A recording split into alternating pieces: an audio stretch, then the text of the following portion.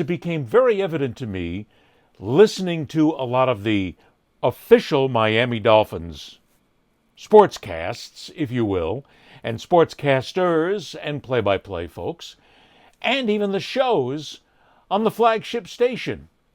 They're all making excuses, and nobody is going after the root cause here. It's gotten to the point where even some members of the media in South Florida have decided to say, oh, well, it's all Tua's fault. What are you people, blind? What is this, Helen Keller doing everything here? The problem with the Dolphins is not Tua entirely, okay? Mike McDaniel is the head coach of this mess. He's the one that came out and benched Tua. Things are going to get better, knowing that they wouldn't, and then having a defense that gets crushed by Cincinnati, the lowly Cincinnati Bengals.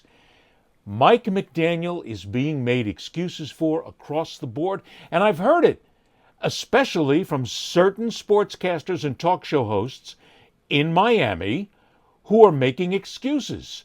They won't go after McDaniel. I swear I've listened to enough, I've read enough, I've heard enough, but they won't go after the guy. They'll go after Tua, which is real easy, but they won't go after McDaniel for some reason. And Mike McDaniel is the problem. He is the cause. Look, Tua didn't he didn't forget to play football the minute he came out of Alabama. He was a hell of a quarterback in college, which doesn't necessarily always mean you're going to be a hell of a quarterback in the NFL. But he had talent, and we've seen flashes of that talent. But it has gone like this because, unfortunately, he is coached by a clod, a coaching clod who has no clue what he's doing. He's in over his head. I've said this a million times. I'll say it again, especially after the Cincinnati game. I mean, look, team won 4 games in a row for a while. Now they've lost, and they get beaten by a bad team. That's the coach. And what really annoys me is we've got people out there, and look, I like these guys. I'm not going to get into a pissing contest here. But the guys that are making these statements, I like them. They're former players of the Miami Dolphins. They are the announcers for the Dolphins games on the broadcast team. And then they're on the radio the next morning.